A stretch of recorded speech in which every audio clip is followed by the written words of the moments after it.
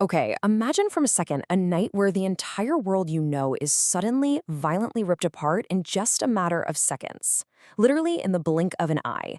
The howling darkness of the Tupelo catastrophe really tested the absolute limits of human endurance. So today, in this explainer, we're going to step right into that unprecedented destruction, and together we'll witness the incredible, unbroken spirit of a community that was pushed to the absolute brink. Let's dive in.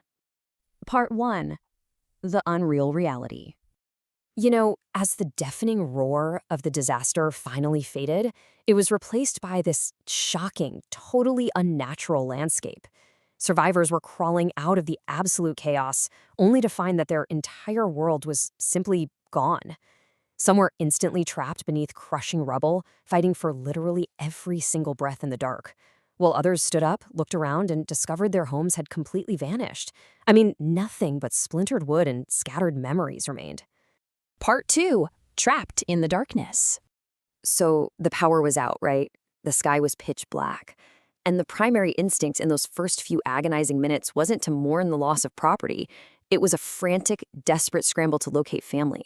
You've got parents tearing through the destruction, doing whatever it takes to find their kids. And on the flip side, you have terrified children wandering in the dark, desperately searching for their parents. It was an absolute nightmare scenario. People were calling out, screaming into the darkness. But as they yelled into that void, a lot of them got absolutely no answer. Nothing but silence or the howling of the weather.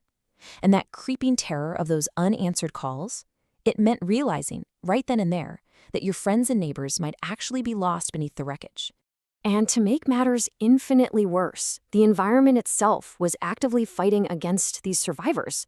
The disaster wasn't over just because the initial strike passed. Rain was falling relentlessly. The wind was still howling, threatening to knock down whatever fragile structures were actually left standing. Plus, there was this thick dust and debris filling the suffocating air, which made every single movement incredibly dangerous. Part 3. A desperate search. Think about streets that you knew like the back of your hand just hours ago. Now they were treacherous obstacle courses. The wounded were wandering aimlessly through this unrecognizable wreckage, completely overwhelmed by profound psychological shock. People were bleeding, totally disoriented, and many honestly couldn't even comprehend where they were. The immediate human toll here was just so visible and so deeply heart-wrenching. Part 4. Dawn of the Rescuers. But as you'll see, when the sun finally started to rise and illuminate the full scale of the destruction, it also revealed a community rising up with fierce determination. We see these incredible acts of heroism spontaneously breaking out all over. Neighbors rescuing neighbors. Total strangers stepping up to become rescuers. You even had folks with significant wounds completely ignoring their own pain, literally putting off their own medical needs just to pull others from the brink. And the response was just so incredibly organic. You had men digging through heavy debris with their bare hands to free people who were trapped, while women swiftly organized emergency triage. Local churches instantly threw their doors wide open to serve as makeshift hospitals. And the doctors? They worked continuously, without a single moment of rest, saving lives in conditions you can hardly imagine. Basically, an entire community instantly mobilized into a literal army of survival. Part 5. The Unbroken Community. So here's the big takeaway. When the physical structures of the town collapsed to the ground, the people held each other up. And these rescuers?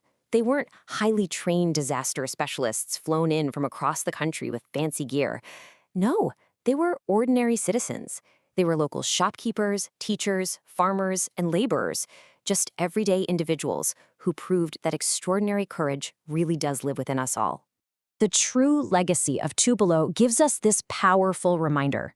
Because in moments of catastrophe, survival often depends on community. Think about that for a second. Our absolute greatest asset in times of massive crisis isn't always advanced technology or sturdy infrastructure, it's the people standing right next to us. Tupelo's community absolutely refused to surrender to the darkness.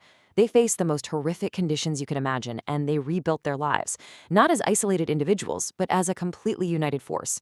So, when all the lights go out and the worst possible scenario becomes reality, this explainer leaves us with one incredibly critical question. How would your community respond in its darkest hour?